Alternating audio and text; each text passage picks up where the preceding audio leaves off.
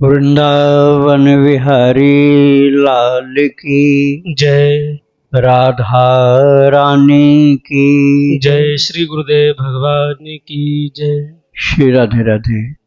भक्ति प्रश्नोत्तरी कार्यक्रम प्रारंभ किया जा रहा है। आइए हम भक्ति संबंधित प्रश्नों को श्रवण करें। श्री राधे राधे गुरु जी, आपके श्री चरणों में कोटि कोटि दंड प्रणाम। सुधा जी हैं गया बिहार से, इनका प्रश्न है, क्या औरत या मर्द शादी होने के बाद हनुमान जी को गले में पहन सकते हैं? नहीं नहीं, हनुमान जी को गले में नहीं पहनना चाहिए। उनको अपने सम्मुख जहाँ आप बैठते हों वहाँ उनको अपने सम्मुख थोड़ा ऊंचाई पर रख करके प्रणाम करना चाहिए। बात यह, हनुमान जी बहुत पवित्र हैं। भगवान तो सबके हृदय में हैं, ये बात ठीक है, लेकिन हनुमान जी बहुत ऊंचे पवित्र, महान पवित्र हैं। तो हमारे शरीर का दुर्गंधित पसीना उनको छू जाता है। दुर्गंधित पसीना हमारे शरीर का हनुमान जी को छुए, ये उपयुक्त नहीं है। तो इसलिए शरीर में उनको मत पहनो, उनको अलग स्थान देकर उनको प्रणाम करना ठीक होता है। श्री राधे राधे। इनका दूसरा प्रश्न है, मैं गुरु दीक्षा ले चुकी हूँ, फिर भी मैं संतुष्ट नहीं हूँ, क्योंकि भगवत प्रेमी मेरे गुरुदेव नहीं हैं। कभी भी भागवत कथा या प्रवचन नहीं सुनाते हैं। मैंने जो भी ज्ञान प्राप्त किया है वो आपसे ही किया है। मैं रोज 16 माला महामंत्र जपती हूँ एवं भक्ति चरितावली सुनती हूँ और लेखन भी करती हूँ। मैंने 1 लाख राम नाम लिख लिया है। लहसुन प्याज बैगन मसूरी कुछ भी नहीं खाती हूँ। गुरुदेव, मैं आपसे दीक्षा लेना चाहती हूँ। मैं राधा रानी को माता और कान्हा जी को ठाकुर मानती हूँ। साथ में लड्डू गोपाल को भी रखती हूँ। गुरुदेव, मैं अकेली हूँ, मेरा कोई नहीं है, कोई साथी है और न कोई सहारा। पहले मंत्र मिला था सीते रामाय नमो नमः, दूसरा बार पूछे तो ओम नमो भगवते वासुदेवाय नमः। मैं संतुष्ट नहीं हूँ, तबीयत भी ठीक नहीं रहती है, फिर भी मैं भगवान से जुड़ना चाहती हूँ। अपने आप को भगवान को सौंप दी हूँ। आपसे मिलने की बहुत इच्छा है। कैसे और कहाँ मिलूँ, यह सबकी जानकारी प्रदान करें। मंत्र पहले वाला अशुद्ध है आपका, और जब तक बहुत ऊंची श्रद्धा न हो तब तक अशुद्ध मंत्र का असर नहीं होता है। शुद्ध मंत्र का तो असर होता है। अशुद्ध मंत्र का असर तब होता है जब गुरु और शिष्य के बीच में श्रद्धा और कृपा बहुत ऊंची हो, तो वहां पर अशुद्ध मंत्र भी काम कर जाता है। अब आपको यहाँ दीक्षा लेना है तो आपने 1 लाख राम नाम बताया, आपने लिखा है। यदि सीताराम 1 लाख लिखा हो तब तो दीक्षा हो जाएगी, और राम नाम लिखा है तो आपको 2 लाख लिखना होगा। अर्थात 1 लाख लिखा है तो 1 लाख और राम नाम आपको लिखना होगा, और जब इतनी संख्या हो जाए तब आपकी दीक्षा होगी। जैसे आप मेहनत से लिखें तो जन्माष्टमी को दीक्षा हो जाएगी, और ये तब तक नहीं पूरा हो पाता है तो गीता जयंती को दीक्षा होगी, जो 1 दिसंबर को पड़ेगी, और जन्माष्टमी पड़ेगी 16 अगस्त को। श्री राधे राधे। 1 दिन पहले आना पड़ता है। राधे राधे। पुष्पराज जी ललितपुर नेपाल से, इनका प्रश्न है, स्वामी जी, लगभग 2.25 साल पहले मेरी पोती की 6 वर्ष की अल्प आयु में रक्त कैंसर के कारण निधन हो गया था। अब एक पोता का जन्म हो गया है। स्वामी जी, मेरा प्रश्न यह है कि मेरी पोती के जैकेट तथा कुछ कपड़े मैं पोते को पहना सकता हूँ, अन्य किसी जरूरतमंद को दे सकता हूँ, क्योंकि कपड़े अच्छे हैं, नए हैं, फटे नहीं हैं। जो मर गई उसके कपड़े नहीं, आप उसको दीजिए नहीं किसी को। आप कैसे किसी जगह पर छोड़ दीजिए उस कपड़े को, वहां से कोई उठा ले जाएगा तो आपको दोष नहीं लगेगा। लेकिन ऐसे कैंसर के मरीज का कपड़ा किसी को देना नहीं चाहिए। कहीं आप झुग्गी झोपड़ी वालों के मोहल्ले के आसपास छोड़ दें, जो उनके काम का हो तो ले जाएंगे। जानबूझ करके ऐसा कपड़ा किसी को देना नहीं चाहिए। श्री राधे राधे। हाथरस सिंह गुरु जी, इनका प्रश्न है, महाराज जी, वृंदावन की रज को घर ला सकते हैं? वृंदावन की रज किस स्थान से लाएं? वृंदावन की रज आप ले जा सकते हैं, लेकिन यहाँ से पत्थर कंकड़ आप नहीं ले जा सकते। रज को भी बड़े आदर के साथ रखना पड़ेगा। बहुत बारीक कण जो होते हैं मिट्टी के, जिसको रज बोलते हैं, परिक्रमा मार्ग से, निधिवन से, सेवा कुंज से और ज्ञान गोदड़ी से, ये 4 जगह से लिया जाता है। 4 जगह आप नहीं जा सकते हैं तो जहाँ पहुँच जाए वहाँ से ले लीजिए आप। थोड़ी सी लेना, बहुत ज़्यादा भर के नहीं लेना, साफ सुथरा, उसमें से कंकड़ पत्थर निकाल देना और उसको एक शीशी में या अच्छे साफ सुथरे डिब्बे में रखना, और उसको ज़्यादा उसको उड़ाना फेंकना नहीं। आप ब्रज के बाहर रहते होंगे ना, ब्रज के अंदर हो तो चल जाएगा कि ज़्यादा गिर जाए तब भी कोई दोष नहीं, लेकिन ब्रज के बाहर यदि हैं तो एक कण आप केवल ऐसे तिलक के जैसे लगा लें या मुंह में एक कण डाल लें, गिराना नहीं जमीन पर। और दूसरी जगह ब्रज के बाहर ब्रज के कण को गिराने में दोष लगता है। आपने मुंह में डाल लिया एक कण या तिलक में लगा लिया एक कण तो दोष नहीं लगेगा। राधे राधे। पूनम शर्मा जी मध्य प्रदेश रीवा से, इनका प्रश्न है, बचपन से बाजार की चीनी खाते हैं और ठाकुर जी को भी उसी से बनी चीजों का भोग लगाते हैं। पूनम शर्मा जी रीवा मध्य प्रदेश से, इनका प्रश्न है, बचपन से बाजार की चीनी खाते हैं और ठाकुर जी को भी उसी से बनी चीजों का भोग लगाते हैं, तो क्या ठाकुर जी को भोग लगा सकते हैं? उस चीनी को खाने से कुछ होता तो नहीं है, क्योंकि दूसरी चीनी यहाँ मिलती नहीं है। ये चीनी जो अब मिलती है ये पहले तो होती नहीं थी, तो इसकी जगह खांड होती थी, तो खांड अब मिलती नहीं है। अब आप उसकी जगह पर शहद मिला सकते हैं दूध में, या कोई भी जहाँ मीठा बनाना, जिस चीज़ को मीठा बनाना, जैसे खीर है, दूध है, या कोई भी चीज़ जिसको मीठा आप बनाना चाहते हो उसमें शहद मिलाओ।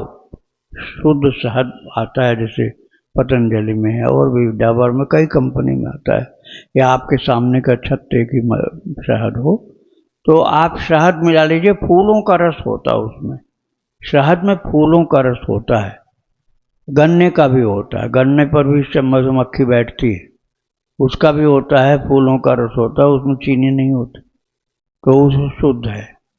हाँ, अपने लिए भले चीनी खाओ, ले भोग में तो विधान यही है कि चीनी नहीं डालो, शहद डालो या खांड डालो, लेकिन प्रैक्टिकल लाइफ में कम लोग इसका पालन करते हैं, ज़्यादातर चीनी डालते हैं।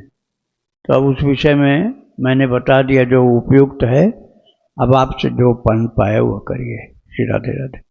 दूसरा प्रश्न ये था गुरु जी, किनके घुटनों में दर्द रहती है, इसलिए 4:15 बजे तक उठ के नाम जप करती हैं, लेकिन नहाती हैं 7:30 बजे करीब, फिर मंत्र जप करती हैं।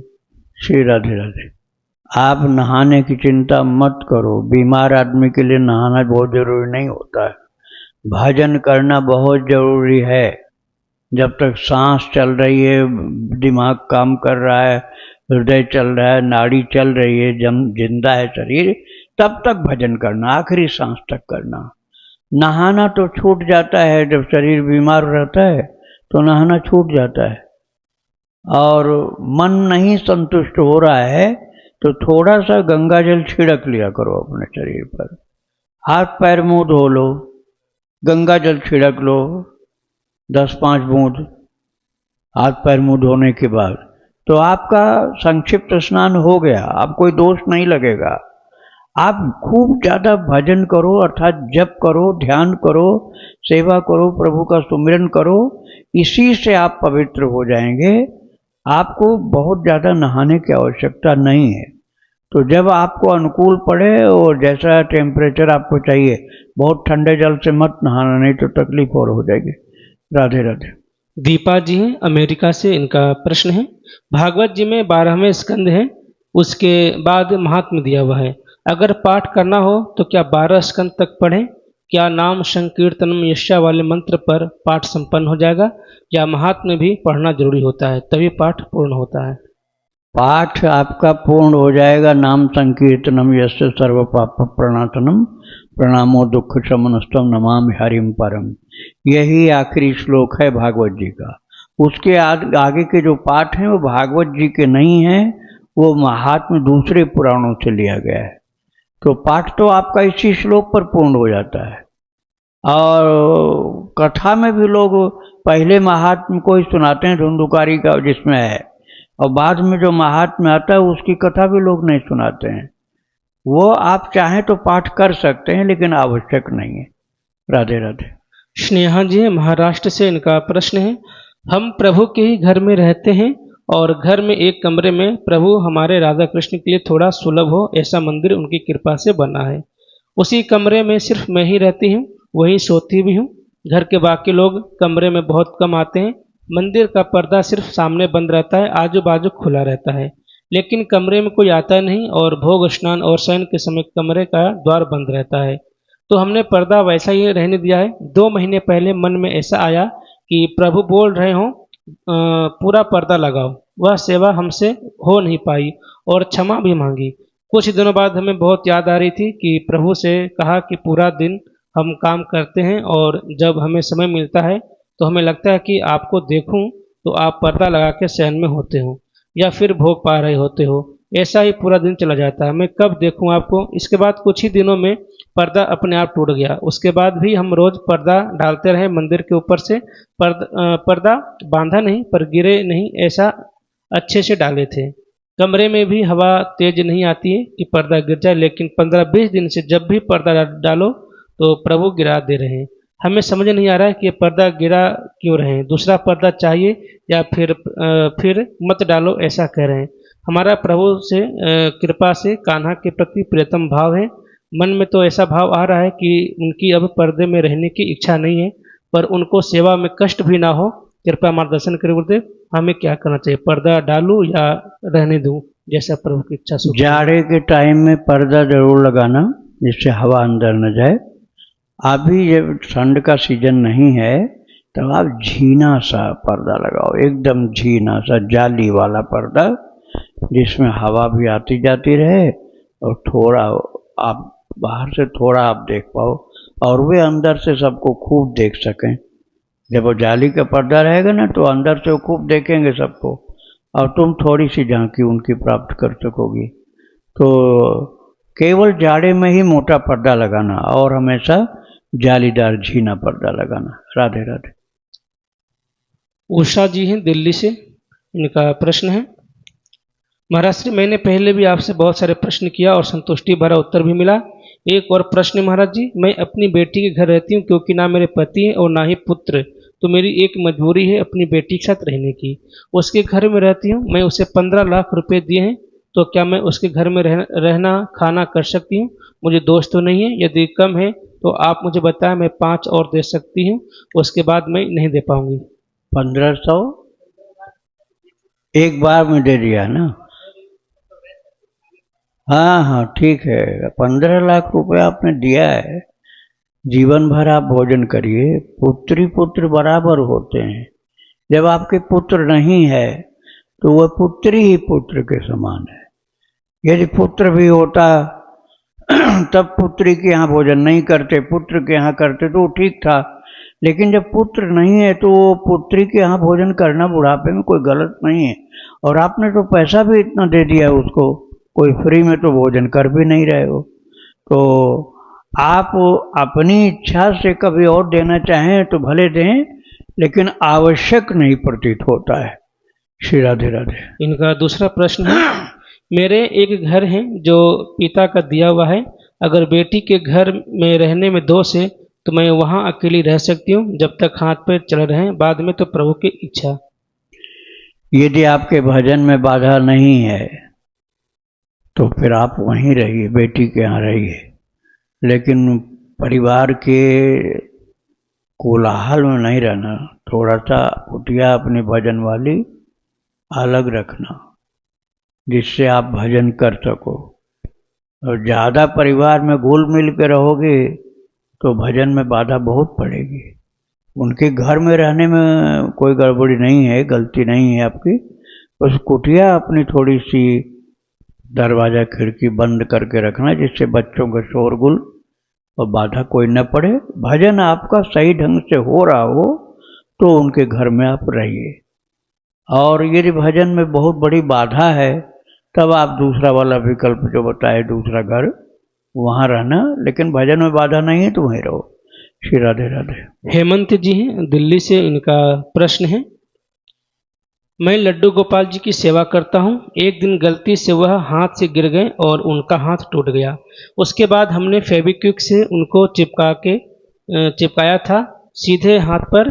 सीधा हाथ उनका भी टूटा था और मेरी वाइफ का भी सीधा हाथ और पैर अंडर आर्म्स में थोड़ा तकलीफ ज़्यादा हो रखी है। किसी भक्त ने हमें बताया कि किसी अ, अपने आपने सेवा में त्रुटि की है, उनको एलपी से नहीं लगाना चाहिए था, वो यह उनके दंड का भी स्वरूप हो सकता है। तो उससे हमें पहले ही हमें ग्लानि थी इस बात की कि हमें उनका हाथ एलसी से लगाया और उनके हाथ में कितनी तकलीफ हुई होगी।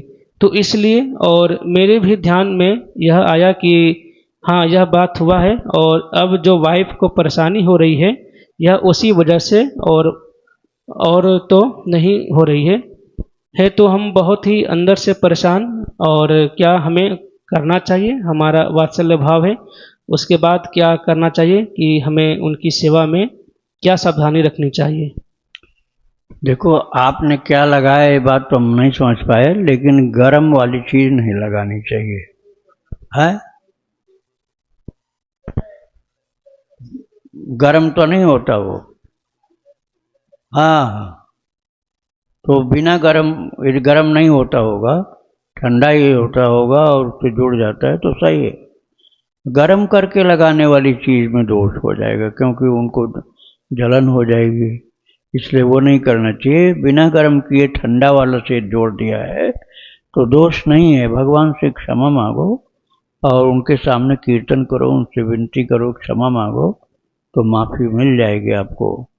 और दोनों लोग, पति पत्नी दोनों लोग भगवान से क्षमा मांगो और उनको थोड़ा घी की मालिश भी कर दो, धीरे धीरे मालिश करना, जिससे चोट हाथ में न लगे।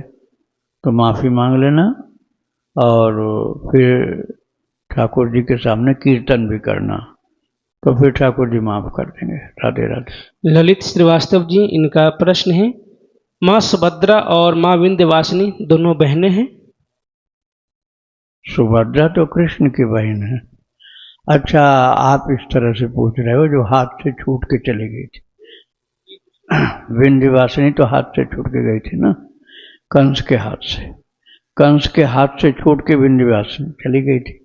और सुभद्रा माता जो कृष्ण की बहन है, इस दृष्टि से दोनों बहनें, आपने ठीक कहा। राधे राधे। इनका दूसरा प्रश्न है, मेरे पैर में तकलीफ है, डॉक्टर ने कहा है कि ज़्यादा देर जमीन पर बैठने से लकवा मार सकता है, तो इसलिए खड़ा होकर सुबह पूजा और नाम जप करता हूँ, क्या ठीक है? हाँ हाँ, शरीर के अनुसार ही किया जाता है भाई। अब शरीर किसी का बैठने लायक जमीन पर नहीं है तो कुर्सी पर भी बैठ सकते हो। खड़े होकर के करते हो तो ठीक है, उसमें मैं नहीं कह रहा हूँ कि मत करो, खड़े होकर भी कर सकते हो, लेकिन खड़े होकर ज़्यादा देर नहीं कर सकते हो तो कुर्सी पर बैठकर भी कर सकते हो। राधे राधे। सुनीता जी मुंबई से, इनका प्रश्न है, गुरुजी मुझसे बहुत बड़ी गलती हो गई है, अपराध हो गया है। मैं 2 साल पहले वृंदावन गई थी, वहाँ बहुत बारिश हुई थी, तो बिहारी जी की गली में और चौराहे पे पूरा पानी भरा हुआ था। वहाँ पास में ही शौचालय भी था, उसी पानी से चल कर जाना पड़ा था। तो मैंने बहुत उल्टा सीधा कहा था कि बहुत गंदगी है यहाँ पर, सभी गली में कूड़ा कचरा का ढेर पड़ा हुआ है, कोई साफ सफाई नहीं है, और भी बहुत कुछ गलत कहा था। गुरुजी उस समय से मैं इतना अधिक महत्व वहाँ का नहीं जानती थी। अब मुझे बहुत ही ज़्यादा अपराध बोध हो रहा है कि मैंने बहुत बड़ी गलती करी है। गुरुजी इसके लिए मैं क्या करूं कि भगवान और राधा रानी मुझे माफ़ कर दें, और धाम के प्रति बहुत बड़ा अपराध हुआ है मुझसे, मुझे समझ नहीं आ रहा है। गुरुजी कृपया करके मार्गदर्शन करें कि वृंदावन धाम से मुझे माफ़ कर देंगे। मुझे वहाँ की बहुत याद आती है गुरुजी, मुझे भी धाम वास करना है।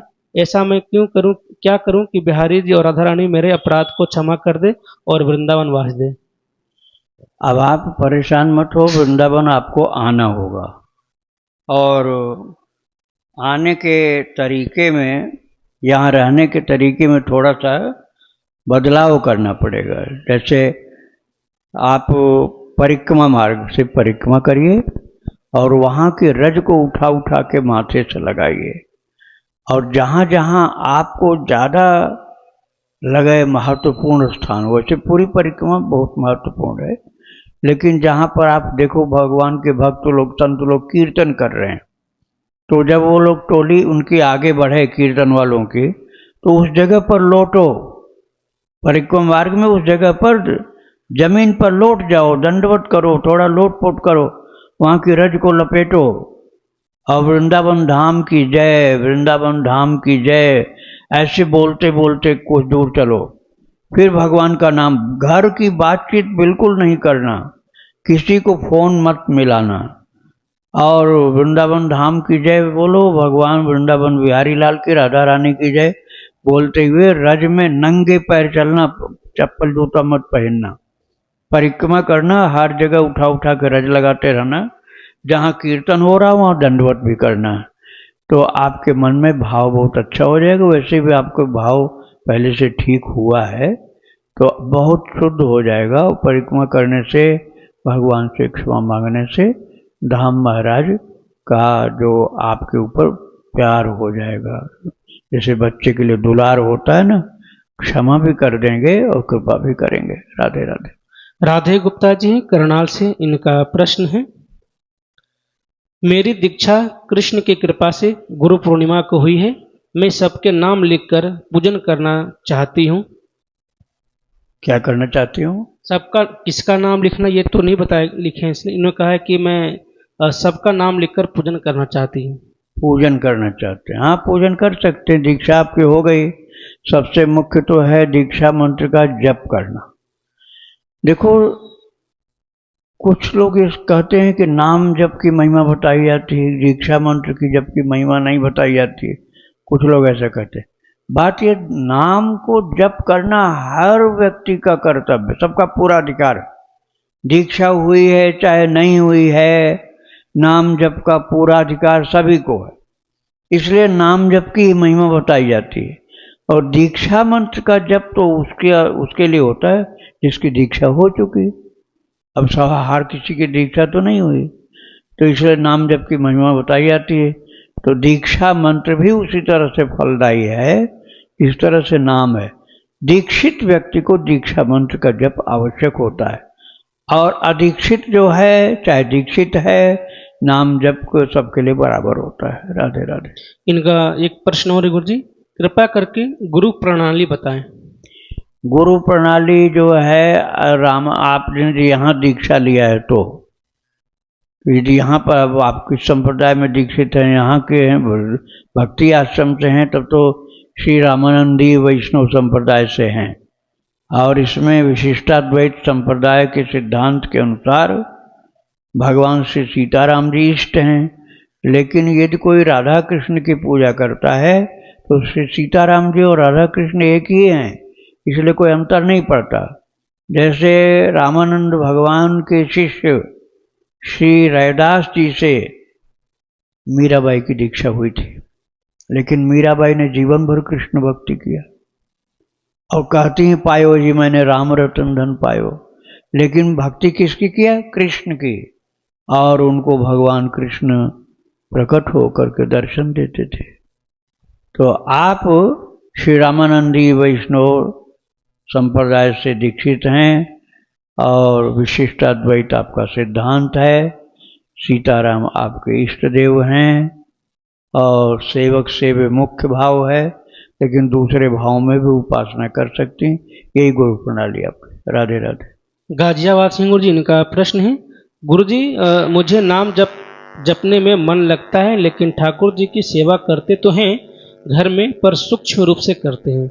मुझे इतना ज्ञान भी नहीं है सेवा का, क्या श्रृंगार, क्या भोग, कब कौन सा त्यौहार पे कौन सा वस्त्र आते हैं। मुझे बहुत मेहनत का काम लगता है, आलस्य भी लगता है। जैसे कोई बोले कि गोसाई जी की उत्सव पे जलेबी भोग आती है, पर वो बनाने में बहुत आलस लगता है, मन नहीं करता है। क्या मुझसे कोई पाप हो रहा है? क्योंकि हम घर में बस दूध और फल का ही भोग लगा पाते हैं ठाकुर जी को। भगवान जी का वस्त्र और श्रृंगार की कोई नॉलेज नहीं है। और ना ही मन ही करता है जानकारी लेने का। कौन सा त्योहार पे कौन सा वस्त्र आते हैं, कौन सा भोजन का भोग लगाते हैं, बस मुझे लगता है कि एक जगह बैठ के नाम जप करते रहूं। आपने जो बोला है 3 लाख नाम लिखने को, वो कल से ही स्टार्ट किया है लिखना। तो आपने बताया था कि अगर हम लिखते हैं तो एक माला 100 माला के बराबर काउंट होती है। तो क्या यह बात बिल्कुल सही है गुरुजी? अगर हम 3 लाख नाम लिख लेते हैं तो वो कितने गुना फल देगी गुरुजी? कृपया मार्गदर्शन करें। 100 गुना तब होता है ना जब आप केसर स्याही से नहीं, स्याही में तो केमिकल होता है। केसर घोलें गंगा जल में, गंगा जल में केसर घोलिए और तुलसी की डंडी से की पेन बना दीजिए। तुलसी की लकड़ी को पैनी करके एक तरफ पेन बना दीजिए और केसर गंगा जल में घोल के उसे डुबा डुबा के लिखिए। भोजपत्र पर, कागज पर नहीं, भोजपत्र पर, तब 100 गुना फल होगा। अब इतना नहीं कर सकते हैं ना, कागज पर लिखते हैं, लाल स्याही से लिखते हैं, तो 100 गुना तो नहीं होगा, लेकिन आधा तो मान ही लीजिए उसका, 50 गुना।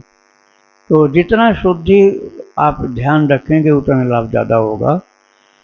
और उसमें भी आप लिखते समय बातचीत कर रहे हैं किसी से, किसी की बात का उत्तर दे रहे हैं, किसी की गपशप सुन रहे हैं, चुगली निंदा बुराई सब कर रहे हैं, तो फिर नहीं होगा। प्रभु का नाम जपते रहो, प्रभु का नाम लिखते रहो शुद्धता के साथ, तब उसका लाभ मिलता है। राधे राधे। इसी में गुरुजी इनका जो प्रश्न था कि नाम जप में तो मन लगता है लेकिन ठाकुर जी की सेवा, पूजा, भोग हाँ, ये लगाना रह नहीं गया। पाती। हाँ, ये रह गई बात। देखो, जितनी चीजें आपने खाने पीने बनाने की आपने कहा ना, भगवान ने गीता जी में इनमें से एक भी नहीं कहा। क्या कहा है? पत्रम पुष्पम फलम तोयम यो मे भक्त्या प्रयच्छति तदहम भक्तोपहत मश्नामि प्रयतात्मन। भगवान ने बिल्कुल सादा भोजन की बात की है।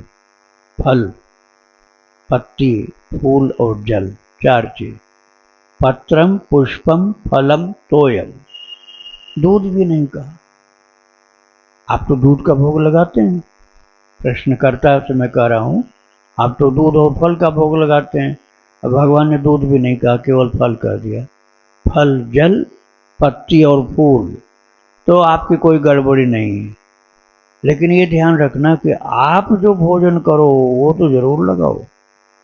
आप जो हाँ, गंदा भोजन मत करना, गंदा भोजन मत करना। आप जो सात्विक भोजन करो वो भगवान को जरूर भोग लगाओ। ऐसा नहीं कि भगवान की केवल फल खिलाओ और आप अपने लिए रोटी दाल सब्जी बनाओ। तो रोटी दाल सब्जी बनाओ तो वो भी भोग लगाओ। अरे आप केवल सत्तू चना चबैना खाओ तब भी भगवान को भोग लगा के खाओ, तो उसमें कोई दोष नहीं। अच्छा, जो आपने कहा कि ये कपड़ा वो कपड़ा नहीं ला पाते हैं, तो जो जैसे मिल जाए धाम में से खरीद लो। जैसे वृंदावन धाम आओ या अयोध्या जी जाओ, तो आप धाम में ठाकुर जी के जो वस्त्र मिलते हैं उनको खरीद लो। एक बार पानी में धो लेना उसको। जैसे आपको लगता है शुद्ध नहीं है, तो एक बार पानी में धोकर धूप में सुखा लो, फिर पहनाओ आप। जाड़ा गर्मी बरसात की ऋतु के अनुसार तो भगवान का श्रृंगार जैसे व्यवस्था करनी पड़ेगी। अब आपको पंखा चाहिए तो भगवान को भी पंखा चाहिए, आपको गर्म कपड़े चाहिए तो भगवान को भी गर्म कपड़े चाहिए। इतना तो ध्यान देना पड़ेगा आपको। नहाने के लिए जाड़े में गर्म पानी चाहिए, आप गर्म पानी से नहाते हो तो उनको भी गर्म पानी से नहलाओ। तो जितनी सामान्य व्यवस्थाएं संभव हैं वो जरूर करो। बहुत ज़्यादा खर्चीली व्यवस्था आपके बस का नहीं तो मत करो, लेकिन आवश्यक व्यवस्था तो करनी पड़ेगी। राधे राधे। कविता जी गुरुजी दिल्ली से इनका प्रश्न है।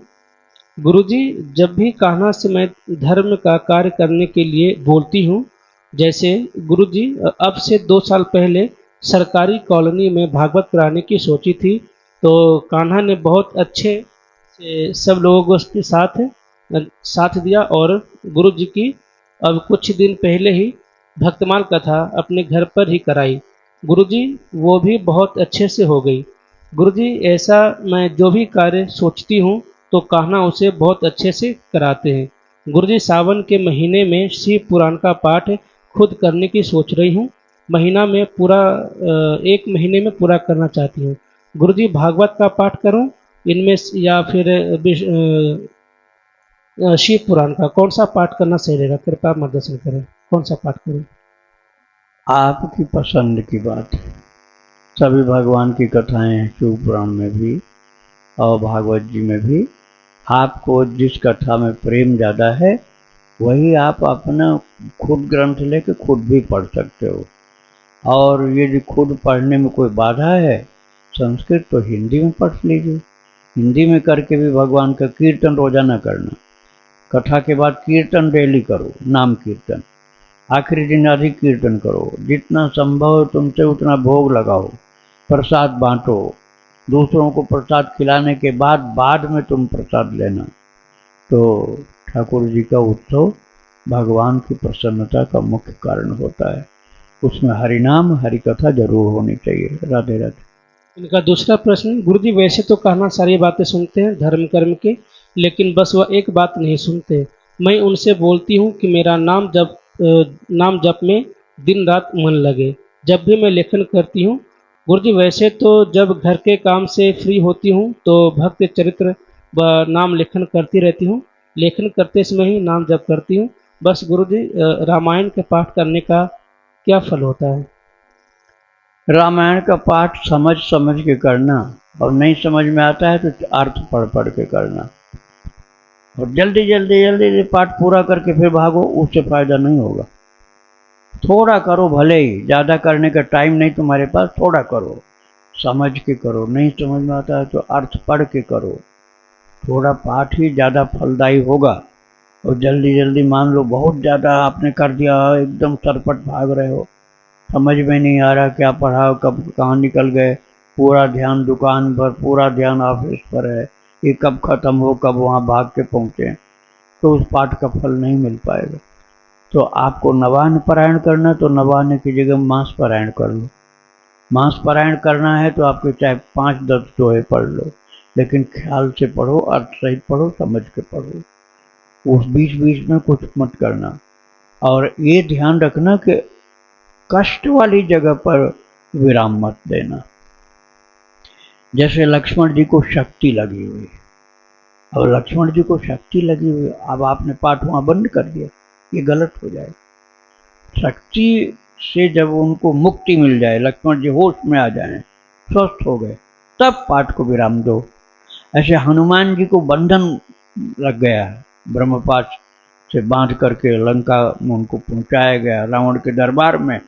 अब आप पाठ बंद मत करो, और जब वो मुक्त हो जाएं उस बंधन से, जानकी माँ के पास पहुंच जाएं, तब पाठ बंद करो। ऐसे ही ध्यान रखना, भाव से पढ़ना चाहिए कि कोई कष्ट की बात चल रही है तो उस जगह नहीं विराम देना चाहिए, शांति वाली जगह पर विराम देना चाहिए।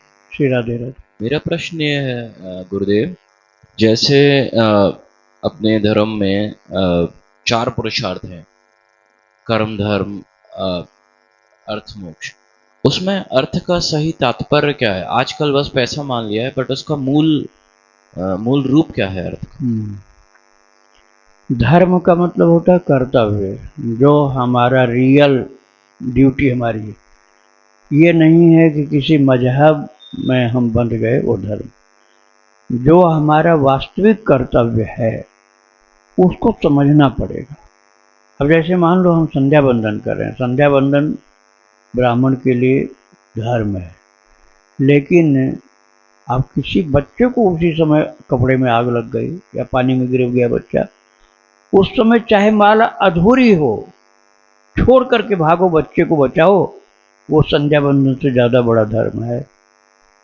क्योंकि वो किसी के प्राण की रक्षा कर लिया आपने, किसी के प्राण की रक्षा आपने कर लिया, तो आपका वो धर्म और बड़ा हो गया।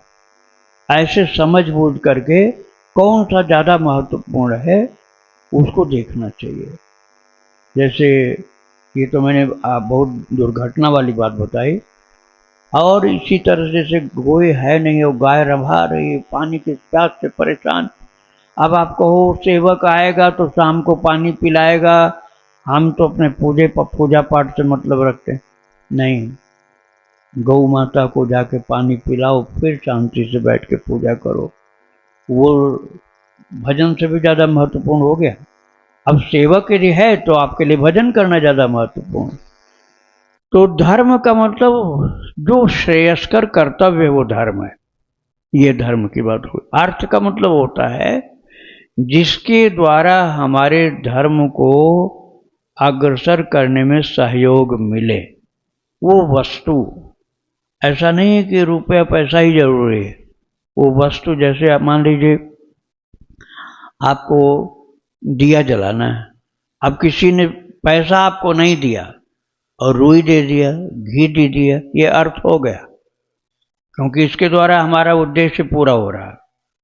दीपक जलाने का उद्देश्य था, अब पैसा की जगह हमको रुई मिल गई और या बत्ती मिल गई और घी मिल गया, तो काम तो हमारा हो ही गया। तो यही अर्थ हो गया। जिस वस्तु के द्वारा धर्म कार्य सही प्रकार से संचालित हो सके वो अर्थ हो गया, भले ही वो रुपया पैसा हो चाहे कोई वस्तु हो। अब धर्म अर्थ काम, काम का मतलब होता है डिजायर्स, इच्छाएं। वो इच्छाएं जो किसी प्रकार से हानि किसी की न करें, अपनी व्यवस्था भी ठीक से चले लेकिन दूसरे की हानि करके न करें, वो काम पवित्र होता है। जैसे हमको धन मिले लेकिन किसी को सता करके मिल रहा है, उसको दुखी करके, परेशान करके, बेईमानी करके, धोखेबाजी करके, षड्यंत्र करके, चालबाजी करके, झूठ बोल करके, तो अपनी कामना की पूर्ति हम कर रहे हैं, तो वो कामना शुद्ध नहीं है, वो दूषित कामना है। तो धर्म अर्थ काम, इसके ऊपर मोक्ष, ये बहुत ऊंचा है लक्ष्य। मोक्ष का मतलब होता है मोह का क्षय हो गया अथवा मृत्यु के पश्चात भगवत धाम में चला गया, वो मोक्ष हुआ। 4 पुरुषार्थ, लेकिन एक पंचम पुरुषार्थ और होता है। वैसे 4 पुरुषार्थ ही मुख्य होते हैं, लेकिन पंचम पुरुषार्थ भक्तों के लिए होता है, वो कन्हैया से प्रेम हो जाना, भगवान से प्रेम हो जाना। ये पंचम पुरुषार्थ मतलब सबसे ऊंचा टारगेट जीवन का। तो धर्म से शुरू हुआ। धर्म अर्थात पवित्र जिम्मेदारी का पालन, अर्थ अर्थात उसमें सहयोग करने वाली चीजें, कामनाएं अर्थात हमारी इच्छाएं जो धर्म संगत हों, अधर्म संगत नहीं हो, धर्म संगत इच्छाएं काम के अंतर्गत आ गई। और मोक्ष अर्थात हमारा जीवन भगवान की प्राप्ति, भक्ति, मुक्ति की उपलब्धि में हमको पहुंचा दे, वही मोक्ष। श्री राधे राधे। गुरुदेव के चरणों में कोटि कोटि प्रणाम। गुरुदेव, मेरा प्रश्न ये है कि साधन और आश्रय में किसका महत्व ज़्यादा है, और एक साधक को इस मार्ग में आलस्य और प्रमाद त्यागने के लिए क्या सहायक है, किन बातों का ध्यान रखना चाहिए? साधना, साधन और आश्रय, साधन और आश्रय में, हाँ, साधना जो हमको भगवान के चरणों की तरफ ले जाने में सहयोग करे, वही साधना जीव के लिए अभीष्ट होती है। साधना और साधन है उसके लिए जो हम इंस्ट्रूमेंट इकट्ठा करते हैं, जैसे हमको वृंदावन की परिक्रमा करनी, ये साधना हो गई। अब साधन ये है कि हम बीच बीच में लोगों को कुछ दान करते चलें, कुछ कीर्तन करते चलें, कुछ बंदरों को दाना डाल दिया, कुछ साधुओं को खाने को दे दिया, कुछ भिखारियों को चीज़ दे दिया, तो ये साधन हो गया। साधना, साधन। आश्रय भगवान का, भगवान के चरणों का, भगवान के चरणों की भक्ति का आश्रय, उसमें जो सहयोग करे वो भी आश्रय दाता हुआ। जैसे गुरुदेव या संत लोग या भक्त लोग, यमुना मैया यह आश्रय के स्वरूप होते हैं। श्री राधे राधे।